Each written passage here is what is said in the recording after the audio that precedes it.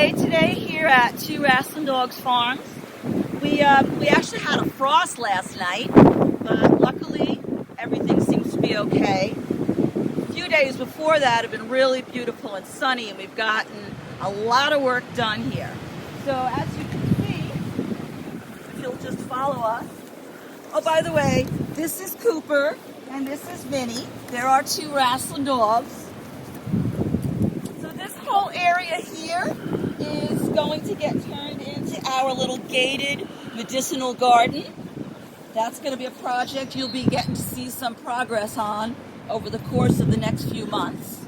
But what I wanted to show you today was the beautiful mushrooms that we have growing around this dead tree stump. Come on, girls.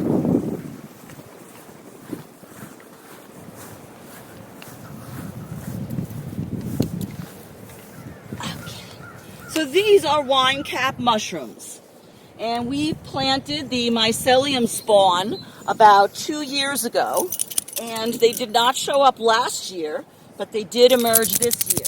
So far I've picked about 4 pounds of mushrooms. Now there's a few more over here, and we'll scan around and show you, but these mushrooms will hopefully keep coming back over the course of the summer. Last year I had some growing at another piece of the property, and they came back for about 2 or 3 months.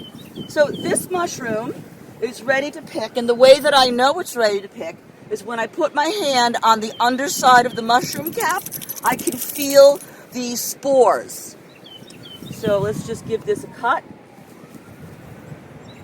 and I'll show you what I'm talking about.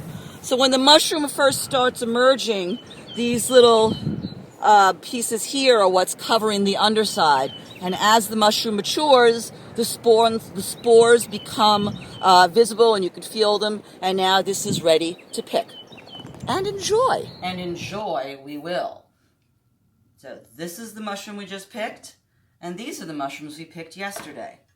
So this is what the wine cap mushrooms looked like last year, and this is the size of the wine cap mushrooms that we've been picking this year. And we're going to be making mushroom risotto with this. And what I'm going to do is just show you how you cut up one mushroom. Now, usually what I do is I just wipe the cap of the mushroom with a wet paper towel, which I've already done to these. And you never want to submerge your mushrooms in water or put them in a colander to rinse, because what will happen is that the mushrooms, the raw mushrooms, will pick up all of that moisture, and then when you go to cook them, they'll just become soggy and tasteless. And the other thing is, I was using the word spore before. These are gills. And if you're trying to figure out if you're finding the correct species of mushrooms, you do a spore print, which is something you do with a paper towel. And I'll post a picture on my Facebook page of how we do those. But I just wanted to correct that. I was calling these spores before, but these are actually gills. So what we're going to do is we are just going to cut the stem off. And what I'll do later on is I'll just peel the stem a little bit and slice them into julienne strips, and I fry them up till they're crispy, and they're really, really delicious, just as a little snacky thing. And now I have one large mushroom cap, and what I'm going to do is just cut it in half, and we're just going to slice it.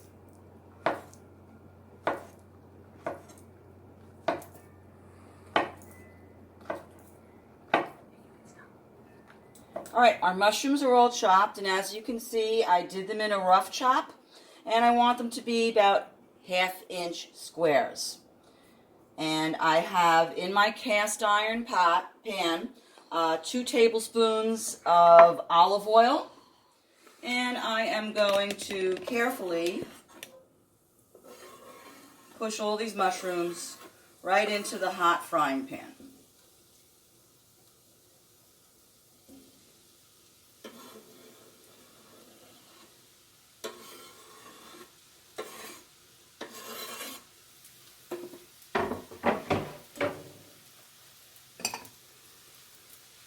Toss them a little bit so that they're all coated with the olive oil.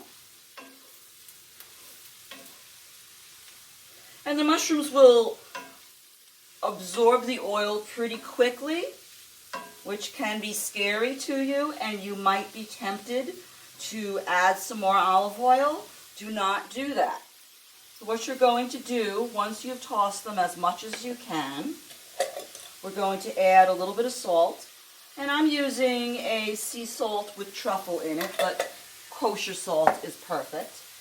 And then we're just going to cover the pot for a minute. Okay, so we can hear the pan sizzling, and we can see a little bit of steam coming out from under the lid. So that should be an indication to us that the mushrooms have finished steaming. And you do not want to steam them too much because then they're just going to be soggy. What you want is for the mushrooms to just start releasing their natural liquid.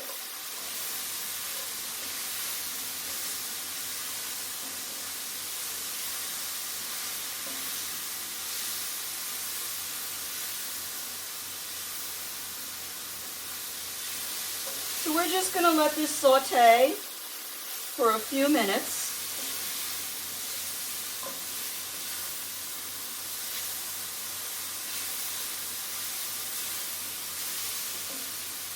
Because these are going to get cooked with the risotto, and we don't want it to be overcooked. But we do want the mushrooms to have a nice golden brown to them. So I'm going to just let them sit here for a minute while I get my next two ingredients.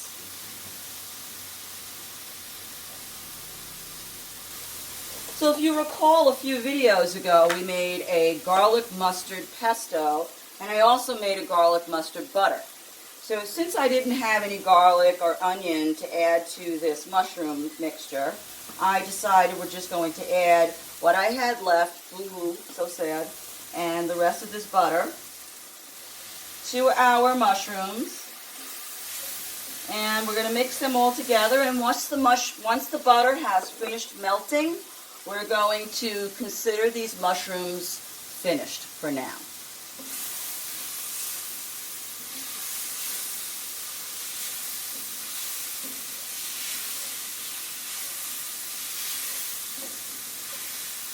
Well, these mushrooms are pretty much ready to go now, so I'm just going to turn off the heat, and we're going to transfer them to a bowl until later. And I'm using a spoon so that I can scrape the bottom of the pan, because that's where all the tasty bits are. Hi, so we're just starting our risotto now. So we put in 1.5 cups of arborio rice in 2 tablespoons of olive oil and 1/2 cup of carrots. So now the carrots are what we're going to use for your sofrito.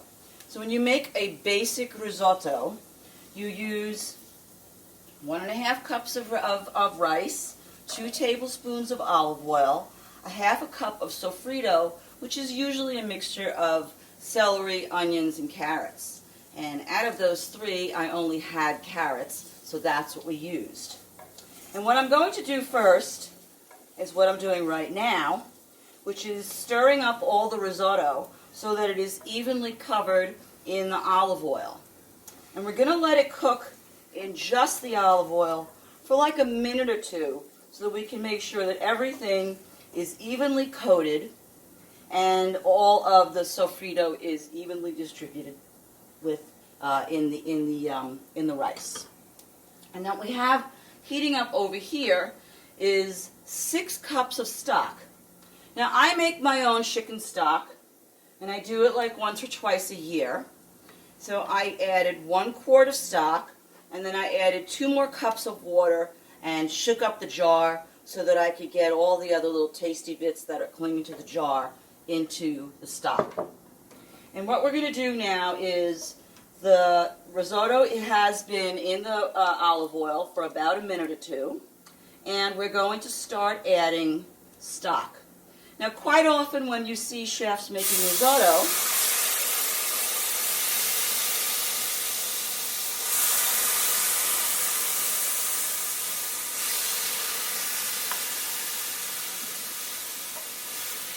they'll start it off with white wine. We don't have any white wine, so we're going to do it with a straight shot of stock from the beginning.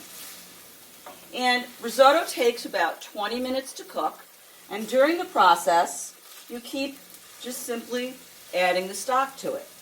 Now, it is a little bit labor intensive because you do have to stand over the pot and make sure that you're adding stock when it's ready.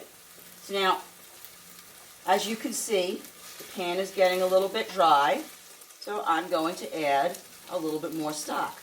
And that is basically what we are going to do for the next 20 minutes.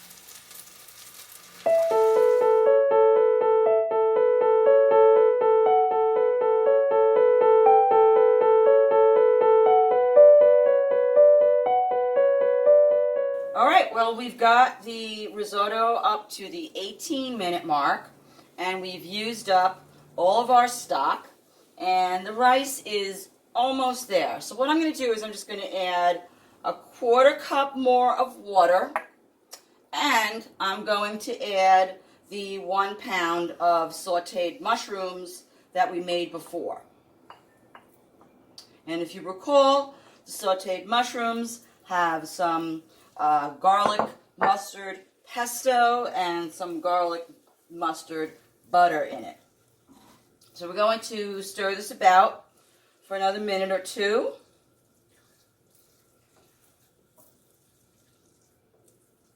Cooper and Minnie are hanging out nearby because this really smells delicious and they think they're going to get some, but they're not.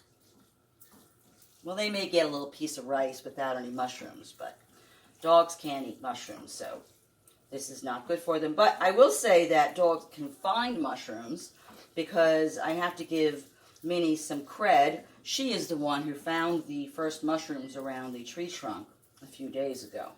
So I think she earned her keep for a little while. So now that's all ready. And what I'm going to do now is I'm going to turn the heat off. And I'm going to add, this is about a 3/4 cup, almost a cup of grated Parmesan cheese. And I'm also going to add some salt. And then we will salt to taste when we're eating this.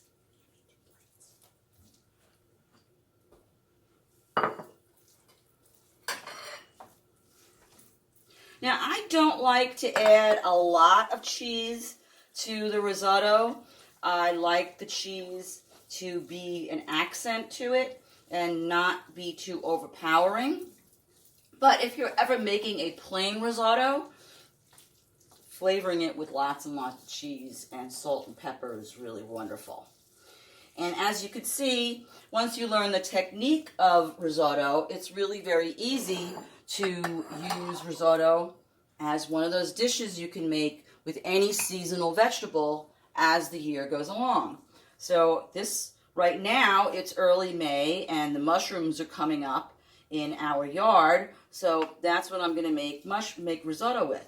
Now, in a few weeks, or actually in a few days, you're probably going to start seeing lots of asparagus in the markets because that's what's going to start being available this time of year. And asparagus risotto with some frozen peas is just a really wonderful dinner. So I'm going to plate the risotto. And remember those stems? I cooked them up into little crispy straws. And we're just going to top the risotto with that. Get myself a spoon. And let's give it a taste. I always feel like Lydia when I'm doing this because she doesn't share when she does her cooking demos, and I can't share either. But that's delicious. Mushroom risotto.